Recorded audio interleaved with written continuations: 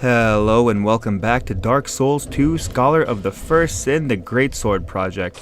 The Greatsword project is us taking down every boss using the Greatsword, the idea being that if you can beat him with a big slow weapon like the Greatsword, you should be able to use any weapon.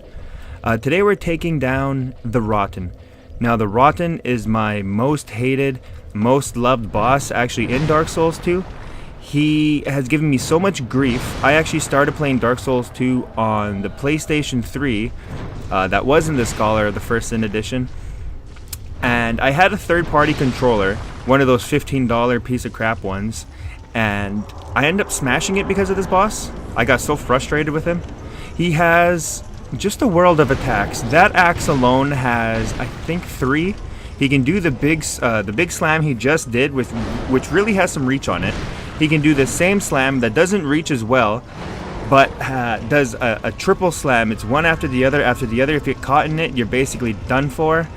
He can slam it in the ground and then shoot magic out of it, and he can also do a big sweeping attack with it, as you see right there. His left hand can sweep, it can slam down, and it can grab you, and it does just a world of damage when it does. And on top of all of that, his head can just throw up, and it does so much goddamn damage. This boss, like I said, has given me so much grief. And there's also a mini boss in this arena, the goddamn fire. If you don't navigate properly, you'll just walk in the flame and die.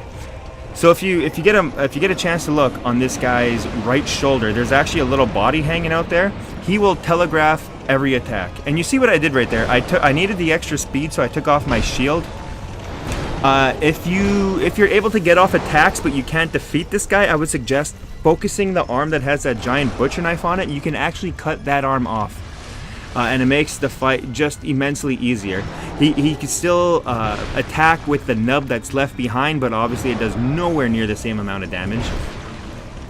So what you want to do is bait and attack, much like every boss. There's no real blocking with this boss because he'll just go right through your shield. It's such a pain. So I suggest also leveling up your adaptability. It has this hidden stat apparently that a lot of people don't know about. It's very useful in the game. It helps you dodge, it gives you more iframes or some shit like that. And I actually got lucky during the end. I don't know if the game glitched or just my camera angle was funny and I couldn't tell what was going on, but it looked like he hit me when he didn't, and I just came through with the punishment.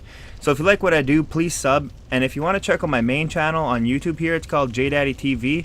And good luck to you on your fight.